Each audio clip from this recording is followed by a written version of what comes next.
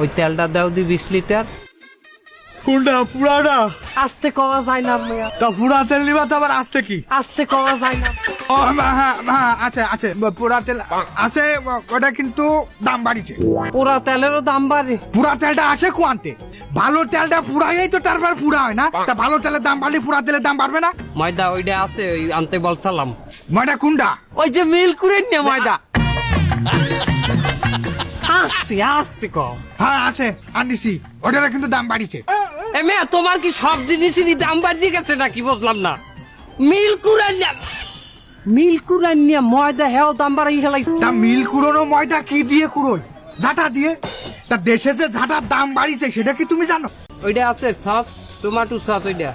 Sauce কোনটা?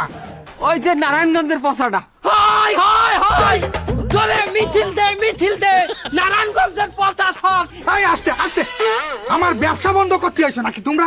বুঝলাম না তো। শোনো, একটা কথা আগের থেকে কই রাই, ওই পচা সসের দাম বাড়ছে। হ্যাঁ এখন কেমন তারা লাগে কদি বাইক না। মামু আমরা এক কাম হরিলাম, ওনার নামে যাই থানায় মামলা করি, ওনার দোকানে দুধক পাঠাইতে হইবে। উনি মেয়ে পচা জিনিস বেচে, হ্যাঁ দাম বেশি দেয়। আমিও থানায় যায় নালিশ করবানি। আমার দোকানের পুরা তেল, আমার দোকানের কুড়োনো ময়দা, আমার দোকানের পচা সস, এইগুলা দিয়ে তোরা মরা মুরগি চিকেন ফ্রাই করে বেচে। আরে দেলোয়ার ভাই, এই তুই বেশি কথা কও। দেলোয়ার ভাই দাও, একটু কমাই দাও সবকিছুর দাম পেলিস।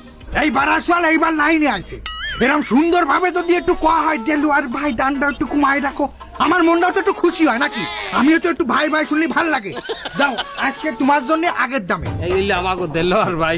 মামু আজকে আমরা দেলার বাইরে আমাকে দোকান দিয়ে দুটো গরম চিকেন ফ্রাই খাওয়াম। আই জানিয়ে দিবি। এই না না না না, খবরদার, তোর ওই মরা মুরগি আর এই পুরা তেল দিয়ে চিকেন ফ্রাই আমি খাবো না, আমার পেট খারাপ করবে বাবা। তোমার দোকানের পোড়া তেল দিয়ে পচা তেল দিয়ে তোমার ধরে পচা সস দিয়ে বাজি, এটা তুমি নিজে খাইতে পারবে না। এ মামু, হ্যাঁ খাই কেমনে?